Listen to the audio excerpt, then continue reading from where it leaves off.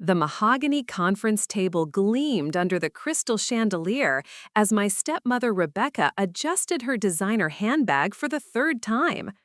My half-brother Marcus drummed his fingers impatiently while my stepsister Jennifer kept checking her Rolex. They had no idea they were sitting in my conference room, in my law firm, about to hear the reading of my father's will that would change everything. I'd love to know which corner of the globe you're watching from. And if this story speaks to you, make sure to subscribe. Tomorrow's video is one you absolutely can't miss. The call came on a Tuesday morning while I was reviewing contracts for a major acquisition. My secretary Patricia knocked on my door with an unusual expression. "Susan, there's a woman online too claiming to be your stepmother. She says your father passed away last week." My pen stopped mid-signature. Harold Mitchell had been out of my life for 15 years, ever since he chose his new family over his own daughter. The man who once promised to teach me how to ride a bike, who said he'd walk me down the aisle someday, had simply vanished when Rebecca entered the picture with her 2 children from her previous marriage. "Tell her I'll call her back," I managed, my voice steadier than I felt. But Rebecca wasn't the type to wait. Within an hour, she was standing in my law firm's marble lobby, looking completely out of place in her overly bright pink suit and excessive jewelry. She clearly didn't recognize the name Mitchell and Associates on the building directory, or she would have connected the dots. "Susan, darling," she said with that fake sweetness I remembered so well, "I know this is difficult, but Harold specifically requested that you be present for the reading. It's this Friday at 2 o'clock. She handed me a business card for Thornfield Legal Services, a small firm across town that I knew handled mostly basic estate work. The irony wasn't lost on me that my father, who had once been so proud when I got into law school, had no idea his daughter now ran one of the most successful law firms in Denver. "Where?" I asked, though I suspected I already knew. "At our usual attorney's office. You probably don't know the area, but it's downtown, the Mitchell and Associates building on 17th Street. I almost laughed. Almost.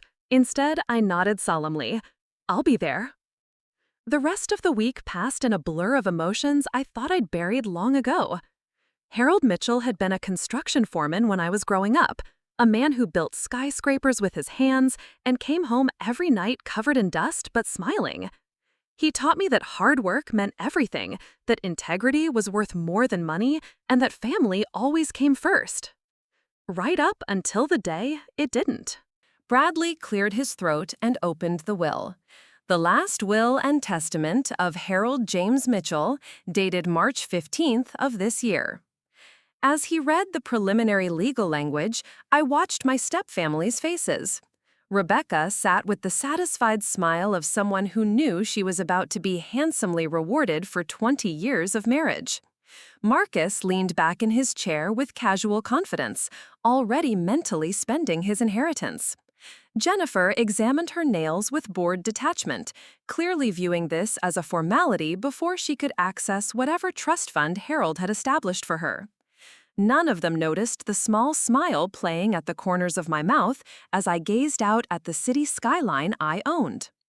Bradley Peterson's voice droned through the standard legal preamble, but I found myself studying the faces around the table instead of listening to words I could recite in my sleep. Rebecca had positioned herself at what she clearly considered the head of the table, her posture radiating ownership. She'd removed her jacket to reveal a silk blouse that probably cost more than most people's monthly rent, and her wedding ring caught the afternoon light streaming through the floor-to-ceiling windows. That ring bothered me more than I cared to admit.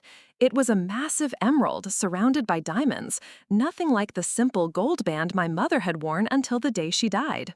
Mom had kept that ring even after the divorce, wearing it on her right hand until cancer took her when I was 28.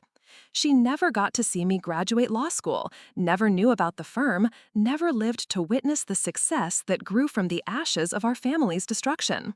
I was 22, fresh out of college, when he sat me down in our tiny kitchen and explained that Rebecca needed him more than I did.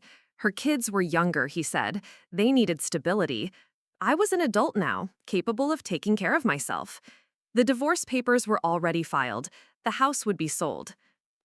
You'll understand when you're older, Susie, he'd said, using the nickname that made me feel like I was still his little girl. Sometimes life requires difficult choices. I understood, all right. I understood that I was expendable. So I threw myself into law school with a fury that surprised even me. While my classmates partied and networked, I studied 18 hours a day. I graduated summa cum laude, landed a position at a prestigious firm, and within 5 years had saved enough to start my own practice. Mitchell and Associates began with just me and a rented office above a coffee shop. I specialized in corporate law, mergers and acquisitions, the kind of high-stakes negotiations that required the steel backbone my father had inadvertently forged in me. By 35, I had 15 attorneys working for me. By 40, we'd moved into the gleaming downtown building that now bore my name in bronze letters 3 feet tall. The morning of the reading, I chose my outfit carefully, a charcoal gray Armani suit that cost more than my father made in a month back in the day. My hair was pulled back in a severe chignon that made me look every inch the successful attorney I'd become. Diamond earrings that had been a gift to myself when I made my first million. I arrived at the building 15 minutes early and took the elevator to the 15th floor, where Conference Room C offered a perfect view of the mountains. My mountains now. My secretary had prepared the room exactly as I'd requested: fresh flowers, crystal water glasses, and a subtle arrangement that would showcase the city view to maximum effect. Rebecca arrived first, tottering on heels too high for a woman her age. She wore the same overwhelming perfume I remembered from my childhood, the kind that announced her presence before she entered a room. Behind her came Marcus, now 31, and carrying himself with the entitled swagger of someone who'd never worked for anything. Jennifer followed, 29, and perfectly put together in that way that screamed expensive personal shoppers. They settled into the leather chairs, chattering among themselves about vacation homes and investment portfolios. Not one of them asked how I'd been doing these past 15 years. Not one acknowledged that they were meeting their father's only biological child for the first time since his abandonment. "Lovely building," Rebecca commented, running her manicured fingers along the conference table edge. "Harold always said downtown real estate was where the smart money went. I'm sure whoever owns this place is doing quite well." Marcus nodded sagely. "Location, location, location. That's what Dad always said." The attorney from Thornfield Legal arrived precisely at 2, a nervous young man named Bradley Peterson who clearly wasn't used to handling estates of any significant size. He fumbled with his briefcase, apologizing for running late despite being exactly on time. "Now then," he began, adjusting his glasses, "I believe we're waiting for one more person, a Susan Mitchell?" "That would be me," I said quietly. Bradley blinked in surprise. "Oh, I didn't realize. I mean, when Mrs. Mitchell said Harold's daughter would be attending, You assumed correctly," Rebecca interrupted with a wave of her hand. "Susan is Harold's daughter from his first marriage. Ancient history, really. Shall we begin?" The dismissal in her tone was casual, practiced. This was how they'd always spoken about me, I realized, as though I were a minor inconvenience, a loose end from Harold's past that occasionally needed to be acknowledged but never truly included. Bradley cleared his throat and opened the will. The last will and testament of Harold James Mitchell, dated March 15th of this year. As he read the preliminary legal language, I watched my stepfamily's faces. Rebecca sat with the satisfied smile of someone who knew she was about to be handsomely rewarded for 20 years of marriage. Marcus leaned back in his chair with casual confidence, already mentally spending his inheritance. Jennifer examined her nails with bored detachment, clearly viewing this as a formality before she could access whatever trust fund Harold had established for her. None of them noticed the small smile playing at the corners of my mouth as I gazed out at the city skyline I owned. Bradley Peterson's voice droned through the standard legal preamble, but I found myself studying the faces around the table instead of listening to words I could recite in my sleep. Rebecca had positioned herself at what she clearly considered the head of the table, her posture radiating ownership. She'd removed her jacket to reveal a silk blouse that probably cost more than most people's monthly rent, and her wedding ring caught the afternoon light streaming through the floor-to-ceiling windows. That ring bothered me more than I cared to admit. It was a massive emerald surrounded by diamonds, nothing like the simple gold band my mother had worn until the day she died. Mom had kept that ring even after the divorce, wearing it on her right hand until cancer took her when I was 28. She never got to see me graduate law school, never knew about the firm, never lived to witness the success that grew from the ashes of our family's destruction. To my beloved wife Rebecca, Bradley continued, I leave the family home at 2847 Pinewood Drive, along with all furnishings and personal effects contained therein. Rebecca's smile widened. The house was worth at least $800,000 now, nestled in an exclusive neighborhood that had gentrified considerably since Harold moved there with his new family. I remembered driving past it once, about 5 years ago, torturing myself by glimpsing the life I'd been excluded from. There had been a swing set in the backyard, Christmas lights still hanging from the eaves in February, signs of the warm family life that had replaced me. To my stepson Marcus Mitchell, who has been like a son to me, Bradley read, I leave my collection of vintage automobiles, currently housed at Premier Storage Solutions, along with the sum of $200,000 to ensure their proper maintenance and enjoyment. Marcus actually clapped his hands together like a child on Christmas morning. The Mustang collection! I knew Dad would want me to have those beauties. He turned to Jennifer with barely contained excitement. There's a 67 Fastback in cherry condition, and the 70 Boss that's probably worth $60,000 by itself. I knew about those cars. Harold had started collecting them when I was in high school, back when we'd spend Saturday afternoons at classic car shows. He'd promised to teach me to drive stick shift on the 65 Coupe, and said it would be mine when I turned 18. Instead, it became part of the collection that would comfort him through his midlife crisis and now enriched the boy who'd never shown the slightest interest in automotive history. To my stepdaughter Jennifer Mitchell, Bradley continued, I leave the sum of $300,000 to be distributed in equal installments over 5 years, along with my late mother's jewelry collection. Jennifer perked up for the first time since arriving, her manicured fingers unconsciously moving to her throat. Grandmother Mitchell's sapphires? Oh my God, I used to stare at those in the photos. Rebecca, didn't you say they were appraised at over $50,000? At least, Rebecca confirmed, reaching over to squeeze Jennifer's hand. Your father wanted you to have something special, something with family history. Family history? The irony burned in my throat like acid. Those sapphires had belonged to Harold's mother, my actual grandmother, a woman who died when I was 12 and left me her china set and a handwritten recipe collection. Items that had disappeared during the divorce proceedings, items I'd never seen again. A lot of love and effort went into bringing this story to life. If you're enjoying it, we'd be so grateful if you'd subscribe to our channel. Now, back to where we left off. Bradley shuffled his papers, clearly nervous about something.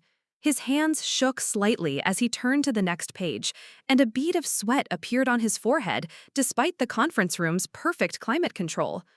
Now, there are a few additional provisions, he said carefully. Mr. Mitchell established a charitable foundation with an initial endowment of $50,000 to be, he paused, glancing around the table uncertainly, by his daughter, Susan Mitchell. The temperature in the room seemed to drop several degrees. Rebecca's smile faltered for the first time, while Marcus and Jennifer exchanged confused glances. I'm sorry, Rebecca said with forced lightness. There must be some mistake. Susan hasn't been involved in Harold's life for years. Surely he meant Jennifer. She's been like a daughter to him. Bradley consulted his notes again, his discomfort obvious. The will specifically names Susan Elizabeth Mitchell, born June 15, 1982, as the foundation administrator. There's also, he hesitated, there's also a personal letter addressed to her. He produced a sealed envelope from his briefcase, cream-colored stationery, with my name written in Harold's familiar handwriting.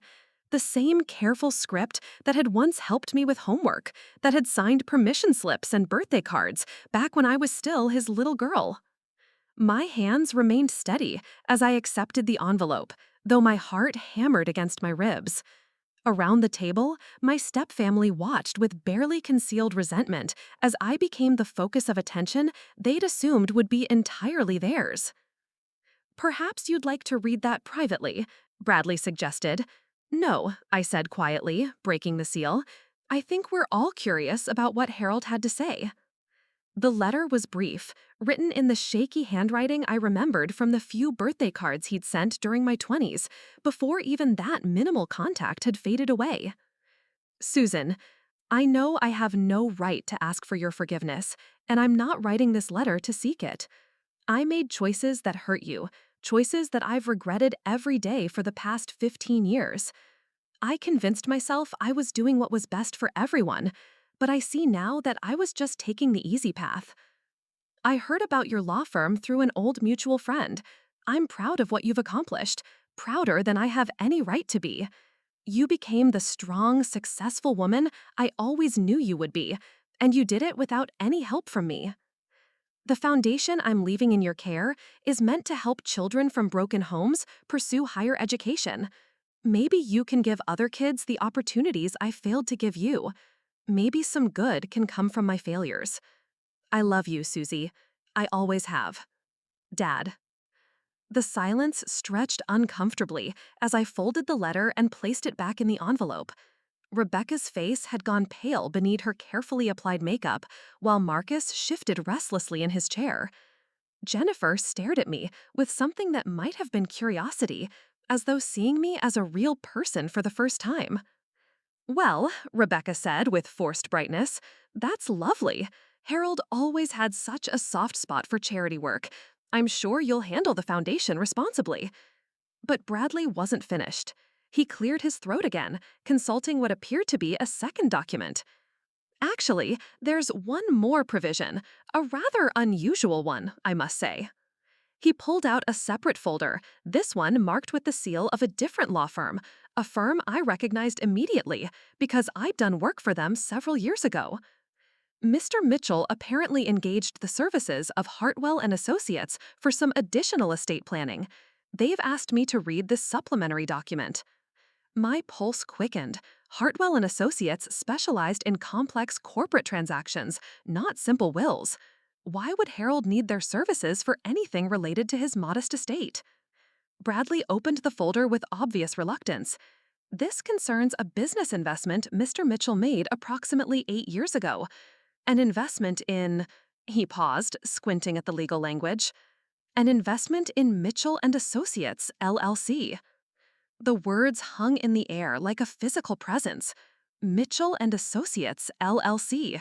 My firm, my life's work, my sanctuary from the pain Harold had caused. Bradley Peterson looked like he wanted to disappear through the polished marble floor. His hands trembled as he held the document, clearly realizing he'd stumbled into something far more complicated than a routine estate reading. "I don't understand," Rebecca said, her voice sharp with confusion and something else, the first hint of real concern I'd seen from her today. "What kind of investment?"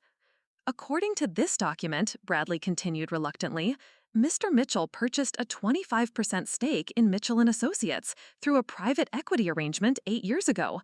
The investment was made through a shell company called Pinewood Holdings." My blood turned to ice. Pinewood Holdings. I remembered that name from the early days of my firm's expansion, when I desperately needed capital to secure this building, to hire top-tier associates, to compete with the established firms that had initially dismissed me as just another struggling solo practitioner. The anonymous investor had appeared at exactly the right moment, offering terms that were almost too good to be true. No involvement in day-to-day operations, no board seat, just a silent partnership that would allow me to achieve my ambitions faster than I'd ever dreamed possible. My attorney had assured me the investor was legitimate, a wealthy individual who preferred to remain anonymous for tax purposes. I'd never imagined it was Harold. The current value of that stake, Bradley read from the document with growing unease, is estimated at approximately $12 million. Rebecca's designer handbag hit the floor with a soft thud. Marcus's cocky expression evaporated instantly. Jennifer's mouth fell open in a way that would have horrified her finishing school instructors. But I wasn't looking at them anymore.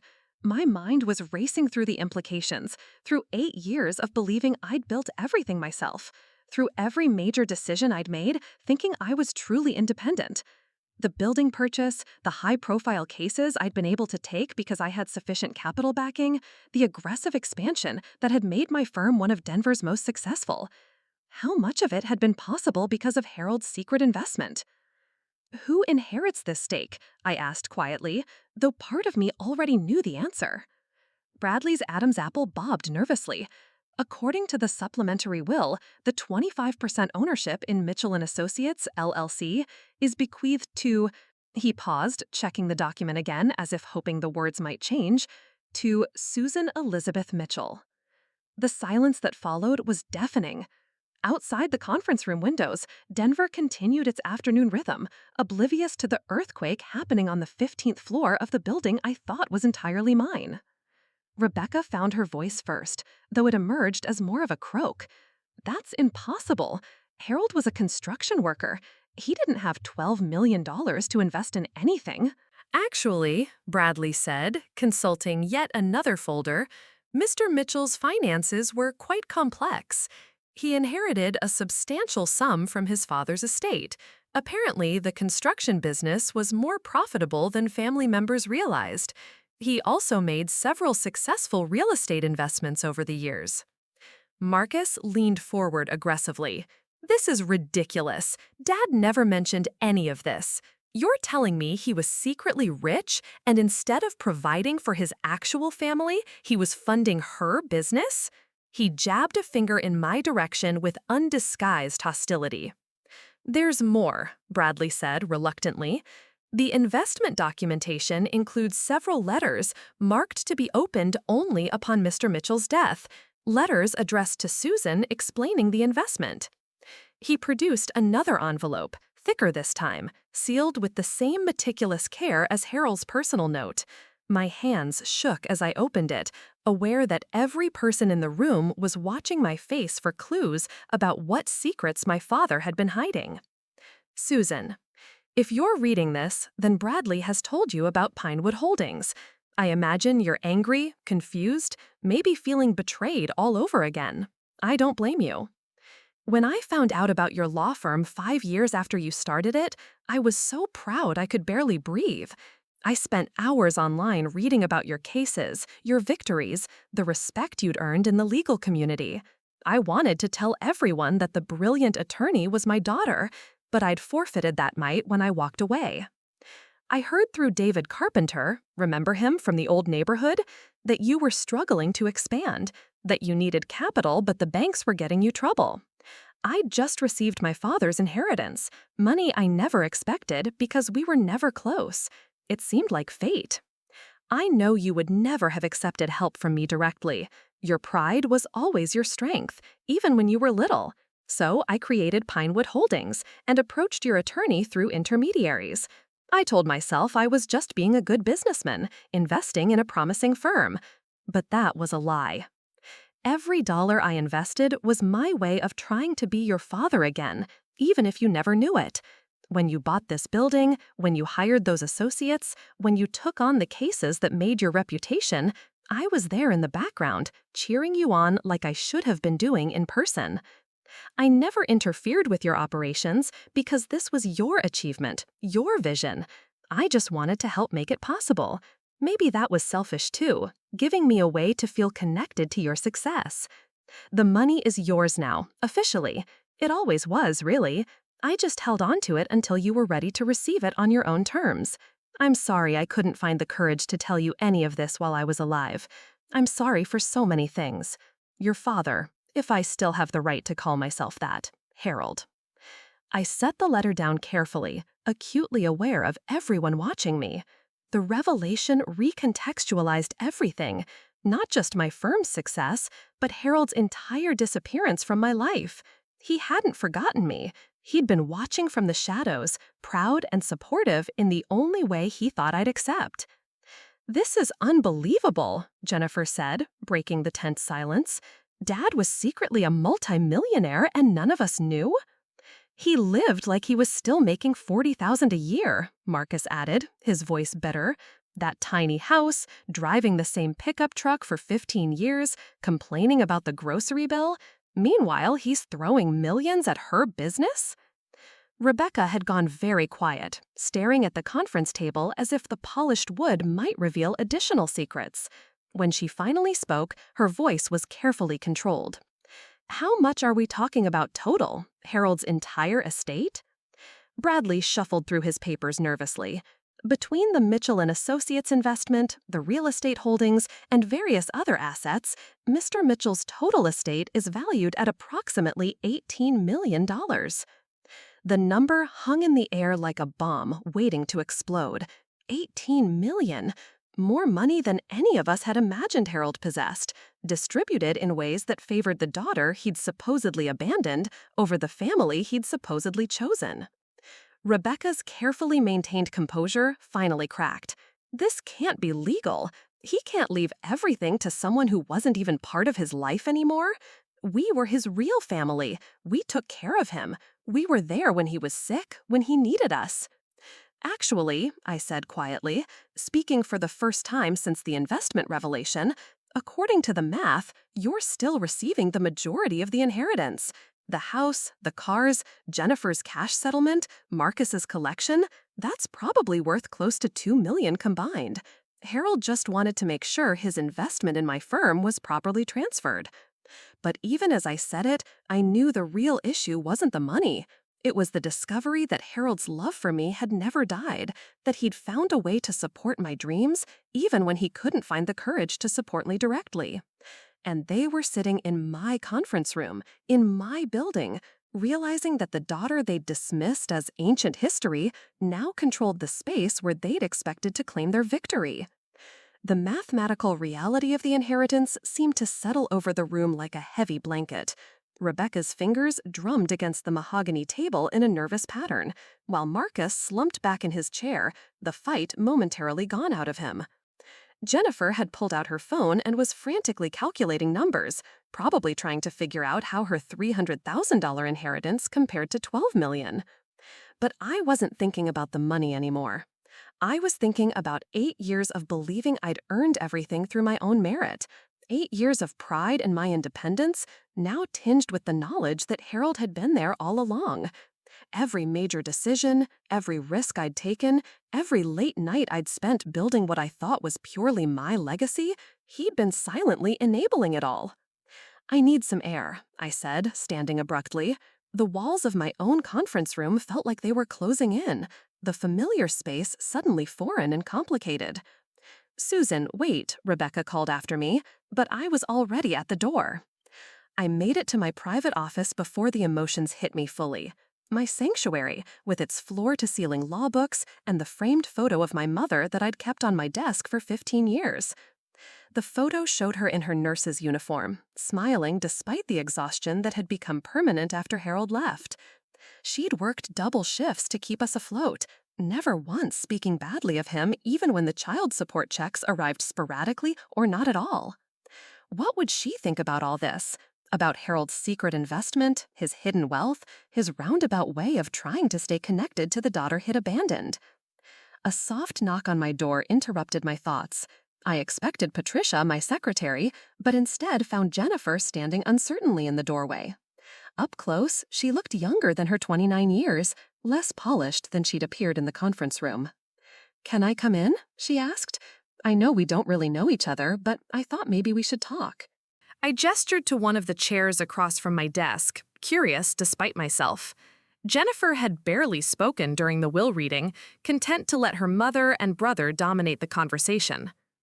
This is really your building? She asked, looking around at the awards on my walls, the certificates from various bar associations, the photographs of me with judges and politicians and business leaders. Yes, I bought it 6 years ago when the firm expanded. I didn't mention that Harold's investment had made the purchase possible. Some truths were still too raw to voice aloud. Jennifer nodded slowly. Mom never talks about you. I mean, I knew Harold had a daughter from his first marriage, but she always made it sound like you were just some distant relative who sent Christmas cards occasionally. I stopped sending Christmas cards after the 3rd year of getting no response.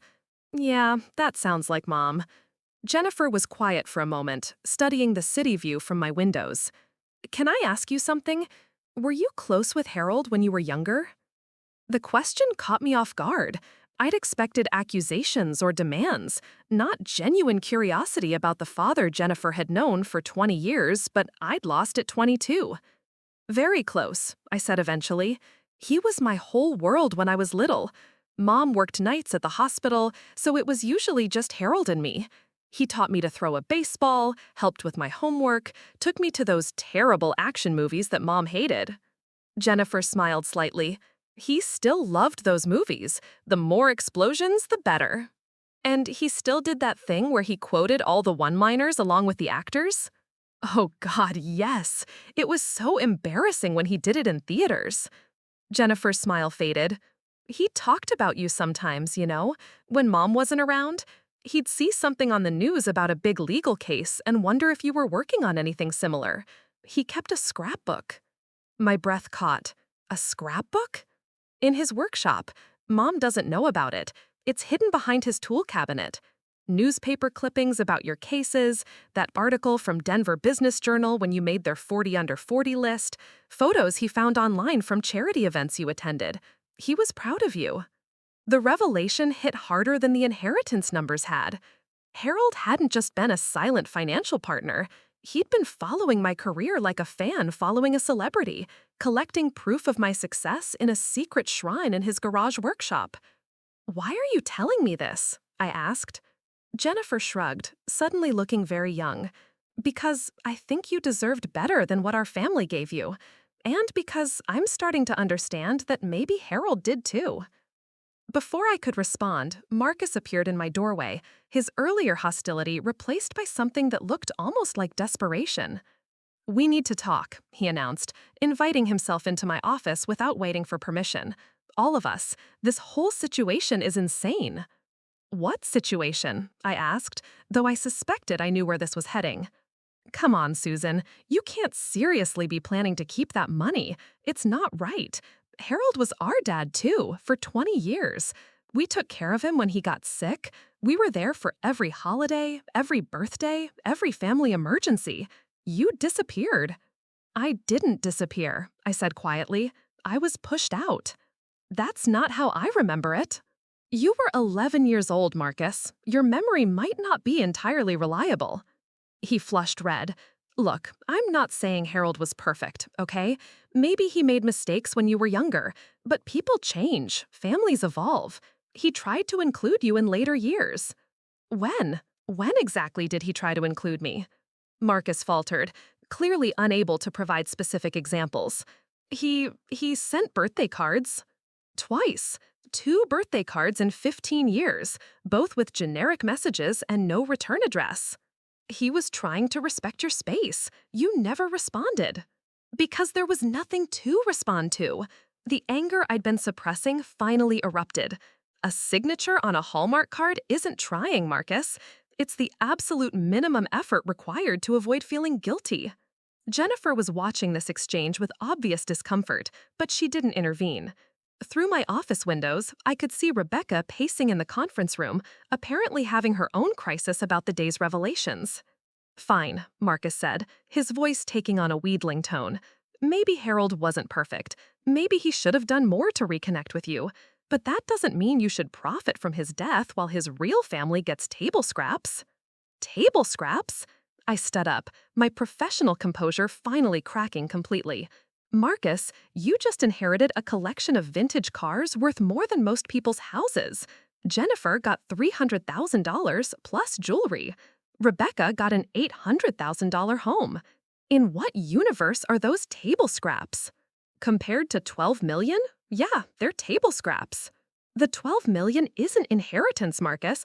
It's the current value of an investment Harold made in my business 8 years ago. An investment that helped me build something from nothing while you were living in his house, driving cars he bought you, attending college on his dime.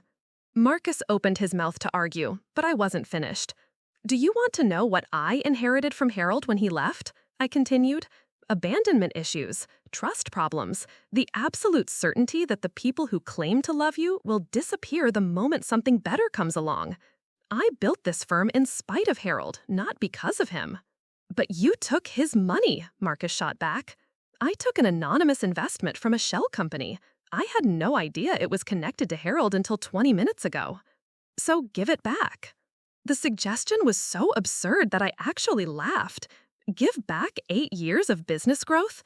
Retroactively undo every case I won, every client I served, every employee I hired because I had sufficient capital backing? That's not how business works, Marcus.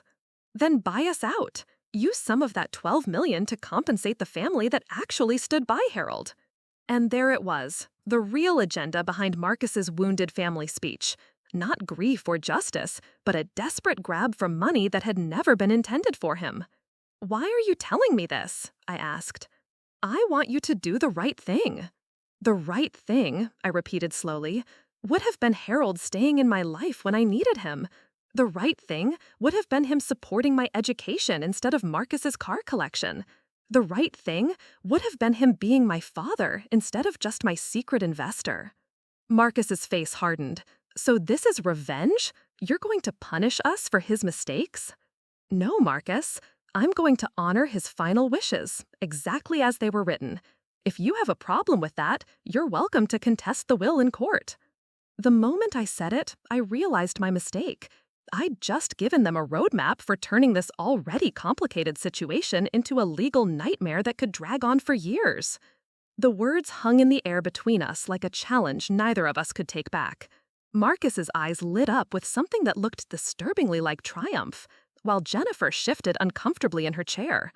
I'd just handed him exactly what he'd been hoping for, a legal pathway to challenge Harold's decisions. Contest the will, Marcus repeated slowly, as if testing how the words sounded. You know what? Maybe we should explore that option. Before I could respond, Rebecca burst through my office door without knocking, her carefully maintained composure completely shattered. Her hair had come loose from its elaborate updo, and her makeup was smudged around her eyes as if she'd been crying or rubbing them frantically. Marcus, there you are. We need to leave. Now. Her voice carried a note of panic I'd never heard before. Bradley says there are reporters outside the building. Someone leaked information about the will reading. My blood ran cold. Media attention was the last thing any of us needed, especially with the family dynamics as explosive as they currently were. Corporate law had taught me that once the press got hold of a story involving money and family drama, the narrative quickly spiraled beyond anyone's control. Reporters? Jennifer asked, moving to my window. Oh my God, there's a Channel 7 news van parked across the street. I joined her at the window and immediately spotted the problem. 3 news vans, actually, along with a small crowd of people with cameras and microphones. Someone had definitely leaked the story, and they'd done it fast. The reading had ended less than an hour ago. How did they find out so quickly? Marcus demanded. But he was looking at me accusingly, as if I'd somehow orchestrated this media circus for my own benefit. It wasn't me, I said firmly. I have no interest in making this public. Rebecca's laugh was bitter and sharp. Of course you don't. You already got what you wanted.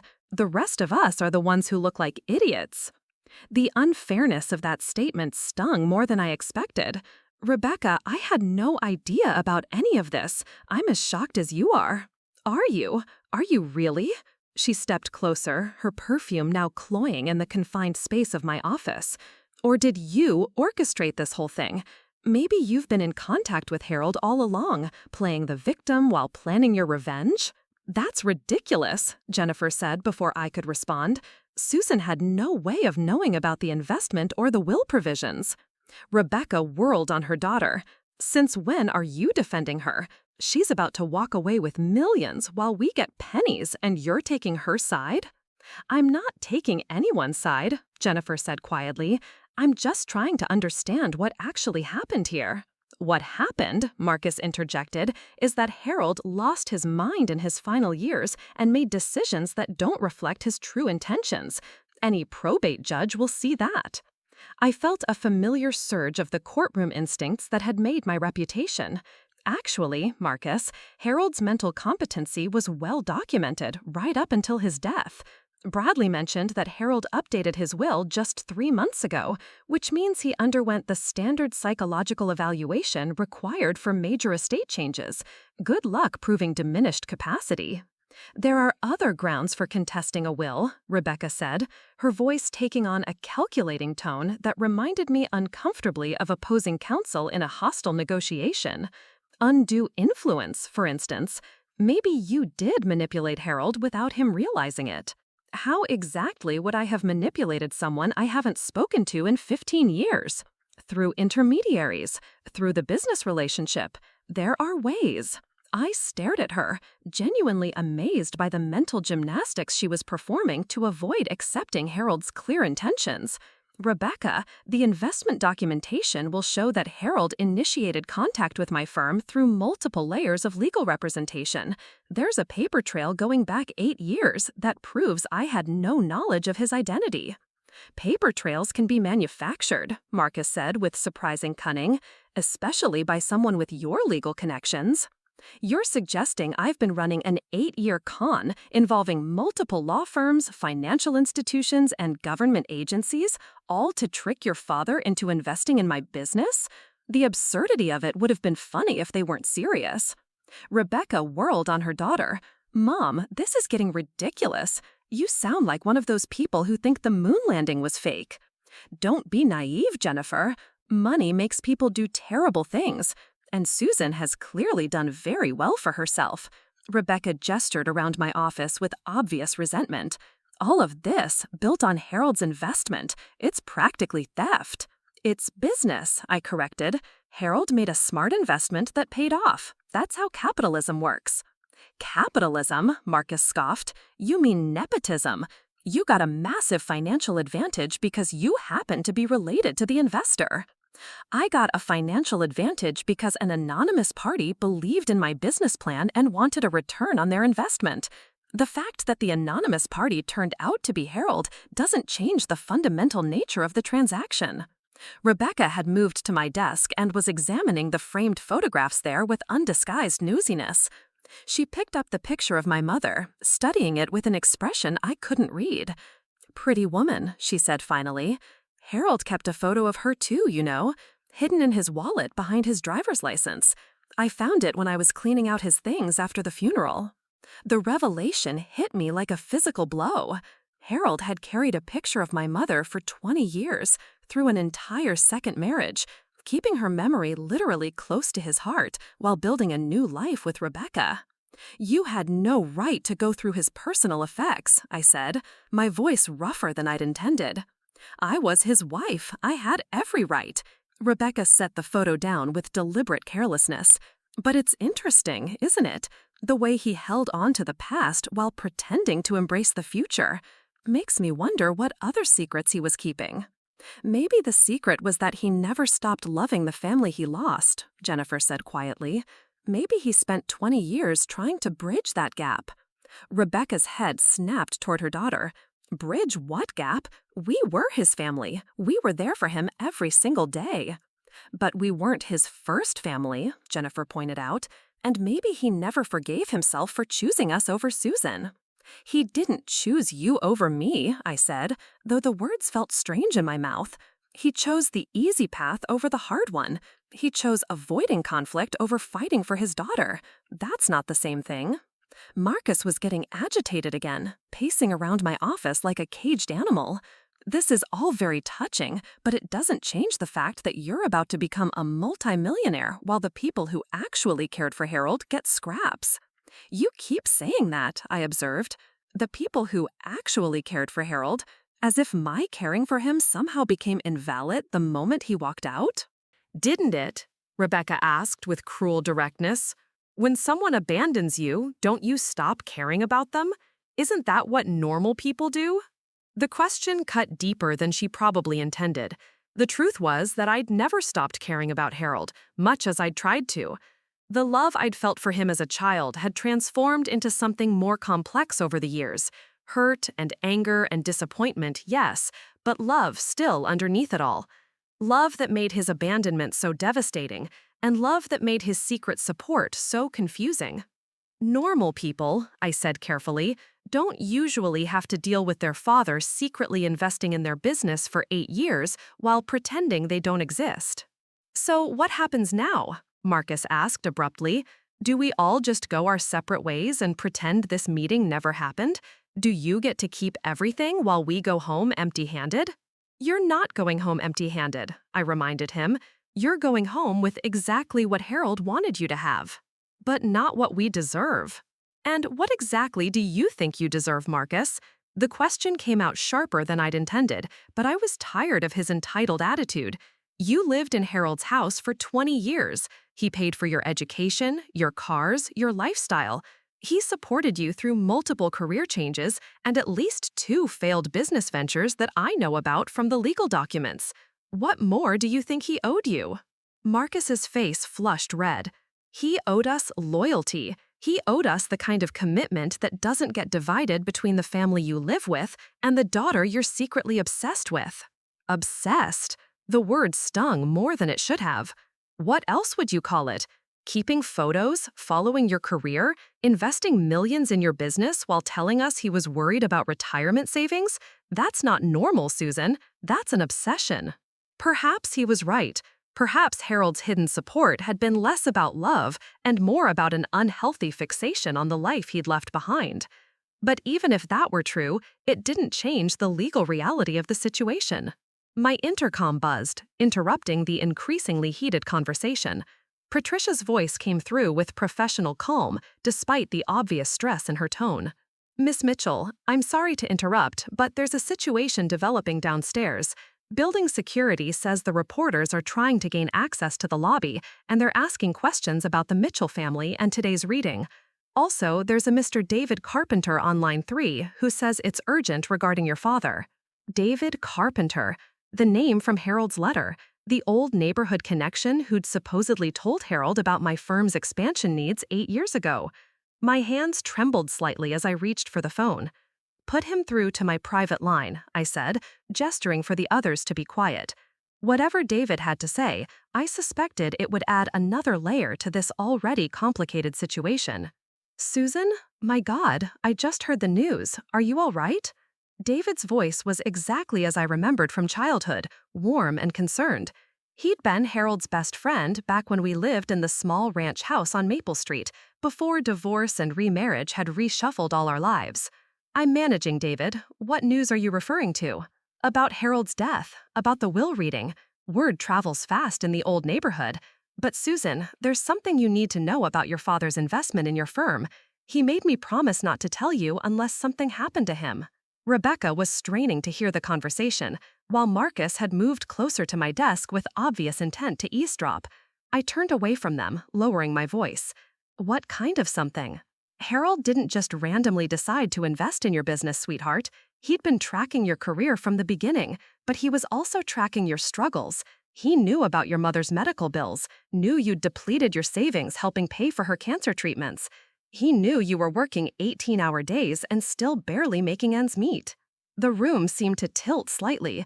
My mother's medical bills had been astronomical, even with insurance. I'd never told anyone how close I'd come to bankruptcy during her final months, how I'd taken cash advances on credit cards and borrowed against my 401k just to keep her in the experimental treatment program that had given us 6 extra months together. How could he have known that? He hired a private investigator, Susan, not to spy on you maliciously, but to make sure you were okay. When the investigator reported that you were struggling financially while trying to expand your practice, Harold saw it as a chance to help without damaging your pride. I closed my eyes, processing this new information. Harold hadn't just been a distant observer of my success. He'd been actively monitoring my well-being, probably feeling guilty about not being able to support me during the most difficult period of my life. The investigator, I said slowly, did he report anything else? David's pause was telling. Harold knew about the nights you spent at the hospital with your mother. He knew you'd turned down job offers from bigger firms because you wanted to stay close to her during treatment. He knew you were exhausted and overwhelmed, and David's voice broke slightly. He knew he couldn't be there for you the way a father should be. Behind me, I could hear Rebecca and Marcus whispering urgently, probably trying to piece together my side of the conversation. Jennifer remained silent, but I could feel her watching me with what seemed like genuine sympathy. David, why are you telling me this now? Because Harold made me promise that if anything happened to him, I'd make sure you understood his motivations. He was terrified you'd find out about the investigation and think he was stalking you or trying to control your life.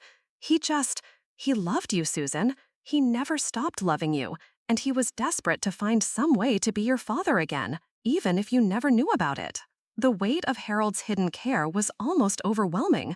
For 8 years, I'd been believing I was building my empire through pure determination and skill, never knowing that my father was quietly ensuring I had the resources to succeed.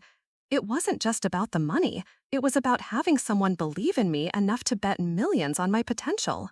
There's more, David continued reluctantly. The investment wasn't Harold's only attempt to reconnect with you. He attended several of your court hearings over the years, sitting in the back of the gallery where you wouldn't notice him. He was there when you won the Hartman Industries case, when you defended that nonprofit against the city council, when you gave that speech at the Bar Association dinner. My knees went weak. Harold had been watching me in person, proud and supportive from a distance, never making his presence known.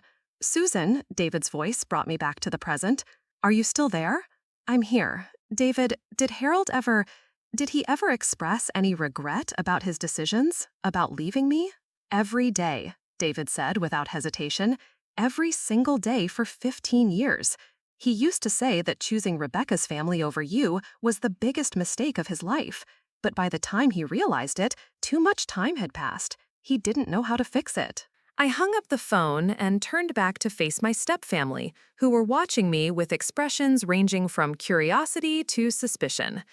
The conversation with David had shifted something fundamental in my understanding of the situation, but I wasn't sure I was ready to share that revelation with people who were already looking for ways to challenge Harold's will. Well, Marcus demanded, what was that about? Old family friend, I said carefully. He wanted to express his condolences. Sounded like more than condolences, Rebecca observed. You went white as a sheet during that conversation. Jennifer was studying my face with uncomfortable perceptiveness. It was about Harold, wasn't it? About why he invested in your firm. Before I could answer, my office door opened again and Bradley Peterson appeared, looking even more frazzled than he had during the will reading. His usually neat appearance was disheveled, and he clutched his briefcase like a lifeline. I'm sorry to interrupt, he said breathlessly, but we have a serious problem. The media leak appears to have come from someone with access to confidential legal documents. The reporters outside aren't just fishing for information, they have specific details about the inheritance amounts and the Pinewood Holdings connection. The implications hit me immediately. Someone with legitimate access to the estate documents had deliberately leaked sensitive information to the press. The question was who and why. That's impossible, Rebecca said quickly. The only people who knew the details were in that conference room. Actually, Bradley said reluctantly, several other parties had access to various portions of the documentation. The private investigator who verified Susan's business information for the original investment, the attorneys at Hartwell & Associates who handled the corporate structuring, the accountants who managed Harold's estate planning, the bank officials who processed the Pinewood Holdings transactions. Or, Marcus said with growing excitement, someone from Susan's firm who had access to the original investment paperwork. He was looking at me accusingly, as if I'd somehow orchestrated this media circus for my own benefit. But I was thinking about something else entirely. The timing of the leak, coming so soon after the will reading, suggested someone had been prepared to release this information the moment Harold's death became public. Bradley, I said slowly, when did you notify these various parties about Harold's death? I sent official notifications to all relevant parties yesterday morning, as required by law. Standard practice is to inform anyone with financial connections to the estate within 24 hours of the reading. So at least a dozen people have known about this situation for over a day, I observed. Any one of them could have leaked the information. Or, Rebecca said with sudden venom, you could have leaked it yourself to generate public sympathy. Nothing like being the wronged daughter who finally gets justice to make people support your claim to the inheritance. The accusation was so outrageous that I almost laughed. Rebecca, why would I want media attention on this situation? I'm a corporate attorney. My clients expect discretion, not tabloid drama. Maybe because you know this won't hold up in court, Marcus suggested. Maybe you're trying to create public pressure to accept Harold's will instead of challenging it. Jennifer finally spoke up, her voice sharp with frustration. Could you two please stop trying to turn everything into a conspiracy? Someone leaked information to the press. That doesn't mean Susan did it, and it doesn't mean there's some elaborate plot. Then who? Rebecca demanded. Who else would benefit from making this public? The question hung in the air, and suddenly I had a terrible suspicion about the answer.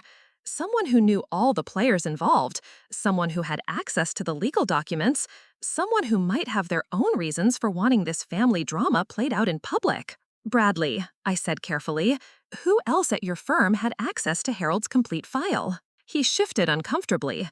Well, there's my partner, Charles Thornfield, and our paralegal, Maria Santos, and he paused, looking increasingly uncomfortable, my ex-wife, Linda Peterson. She's a journalist for the Denver Post. She sometimes helps with research on complex estates. The room went completely silent as the implications sank in. Bradley Peterson's ex-wife was a journalist who had access to Harold's estate documents through her former husband's law practice. You let a reporter have access to confidential client information? I asked, my voice dangerously quiet. Not directly. She just helped with some background research. I never gave her specifics about the will or the inheritance amounts. But she would have had access to your files, I pressed. She could have seen the documentation. Bradley's silence was answer enough. Marcus was practically vibrating with rage. So you're telling us that some journalist has been sitting on this story, waiting for Harold to die so she could break the news about his secret millionaire status and his abandoned daughter's inheritance? It's worse than that, I realized, my corporate law experience finally connecting the dots. If she's been tracking this story, she probably knows about Harold's other investments too. This might just be the beginning. The implications of Bradley's revelations settled over us like a storm cloud. If Linda Peterson had been tracking Harold's story as a journalist, she'd undoubtedly uncovered far more than just the basic inheritance details. She would have investigated Harold's entire financial portfolio, his business relationships, possibly even his personal life. What other investments? Jennifer asked, voicing what we were all thinking. Bradley looked like he wanted to disappear into the floor. I'm not sure I should discuss this without proper legal counsel present. Bradley, I said, in my most authoritative courtroom voice, your ex-wife has already compromised client confidentiality. The damage is done. We need to know what else is coming. He fumbled with his briefcase again, producing yet another folder. Harold had significant holdings in 3 other Denver companies, a restaurant chain, a tech startup, and, he paused, swallowing hard, a private investigation firm. The irony was so perfect, it would have been funny under different circumstances. Harold had invested in the very company he'd hired to monitor my life, creating a financial interest in my well-being that went even deeper than I'd imagined. How much? Marcus asked, his voice tight with barely controlled emotion. The total value of his outside investments is approximately $6 million, Bradley admitted. They're all bequeathed to various charities, except for the investigation firm, which was left to Susan as well. Rebecca's composure finally shattered completely. $24 million, she whispered. Harold was worth $24 million, and he left most of it to someone who hasn't spoken to him in 15 years. That's not entirely accurate, I said quietly. According to the math, you and your children are receiving about $3 million in total assets. Harold left the majority of his wealth to charitable causes and to ensure his business investments continued successfully. Charitable causes that you now control through the foundation? Marcus pointed out bitterly. A foundation with a specific mission to help children from broken homes. Children like I was after Harold left. The words hung in the air, highlighting the circular nature of Harold's final gesture. He'd created a way for his abandonment of me to potentially help other abandoned children, transforming his greatest failure into something positive. Jennifer was looking out the window again, where the media presence had grown even larger. This is going to get worse, isn't it? Once that journalist publishes her story, every news outlet in the country is going to pick it up. She was right. The story had all the elements of viral social media content: secret wealth, family drama, corporate intrigue, and the ultimate reversal of fortune. By tomorrow, we'd probably be trending on Twitter with hashtags like daddy issues and karma is real. We need to discuss options, Rebecca said, her voice taking on the calculating tone I'd heard during business negotiations. There has to be a way to challenge this privately before the media circus gets out of hand. What exactly are you proposing? I asked, though I suspected I already knew. A settlement. You keep a reasonable portion of the inheritance, say 2 or 3 million, and the rest gets distributed fairly among Harold's actual family. Define fairly, I said. Equal 4-way split of the remaining assets. I almost laughed at the audacity. So you want me to give up approximately $15 million so that you can each receive an additional $5 million on top of what Harold already left you? We want you to do the right thing, Marcus said. The thing Harold would have wanted if he'd been thinking clearly. Harold was thinking clearly, I said firmly. He spent months planning this distribution. He consulted with multiple attorneys, underwent psychological evaluations, and structured everything to reflect his actual wishes, not the wishes you think he should have had. His wishes were influenced by guilt, Rebecca argued. He felt bad about the divorce, so he overcompensated by leaving you everything. That's not rational estate planning. That's emotional manipulation from beyond the grave. Or, Jennifer said unexpectedly, it was a father trying to make up for 15 years of absence, the only way he knew how. Everyone turned to look at her. Jennifer had been the quietest voice in this discussion, but her words carried surprising weight. Think about it, she continued. Harold lived with us for 20 years, but he spent every day of those 20 years knowing he'd abandoned his daughter. Every birthday, every Christmas, every major milestone in our lives probably reminded him of the milestones he was missing in Susan's life. That's not our fault, protested.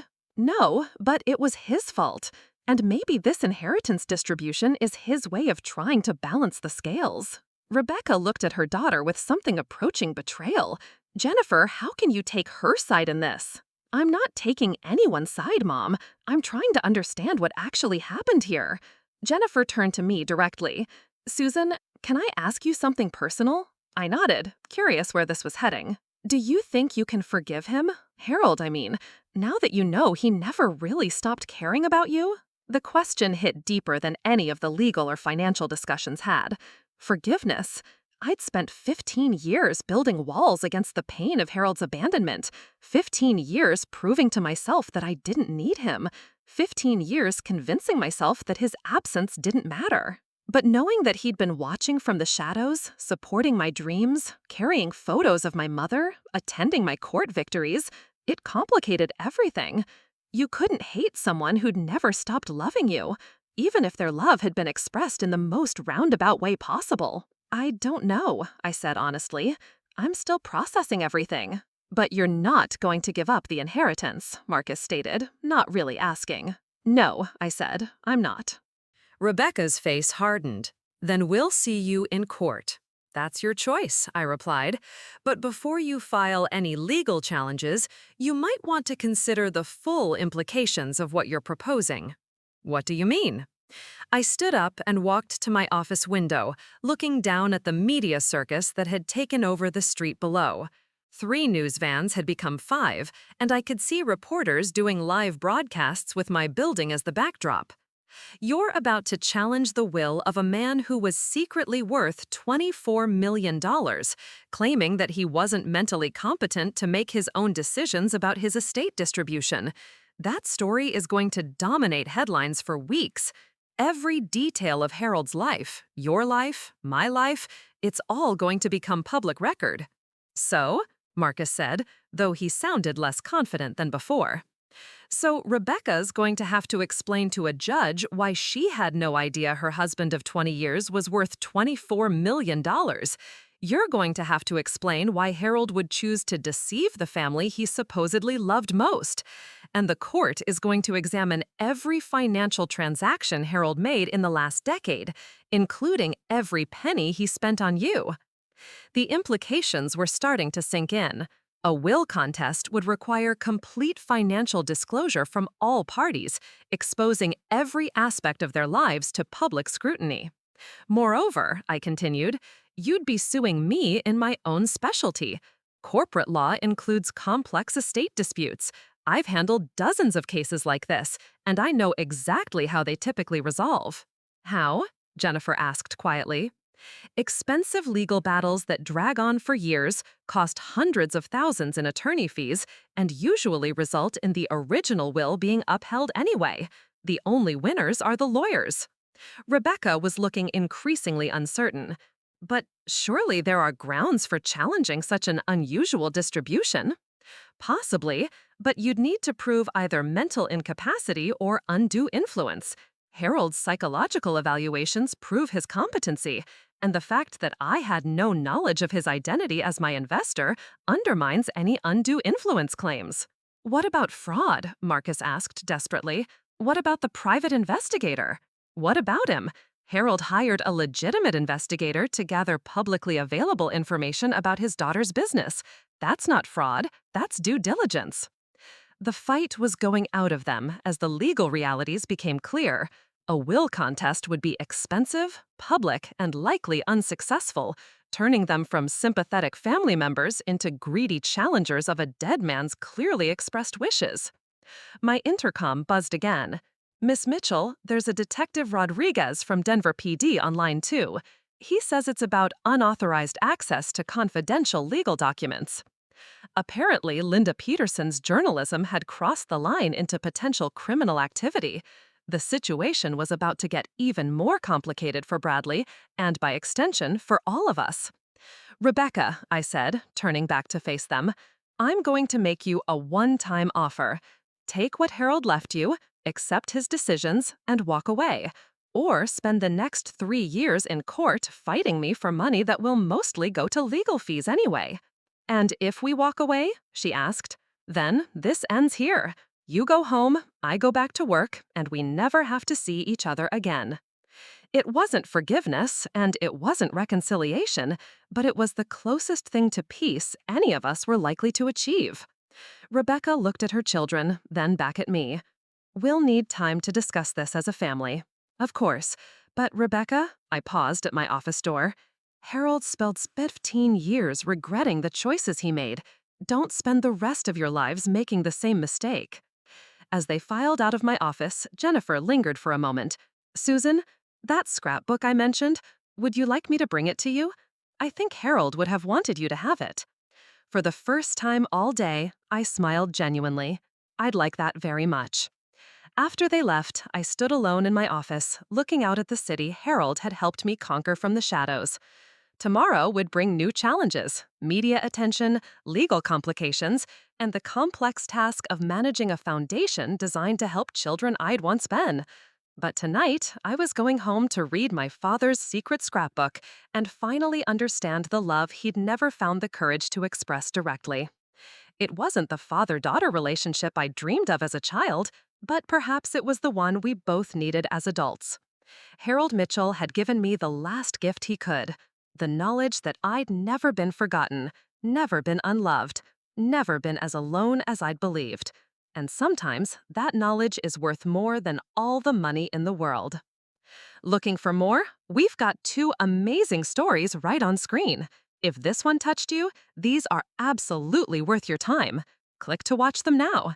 And hey, subscribe and hit that bell to never miss our latest uploads.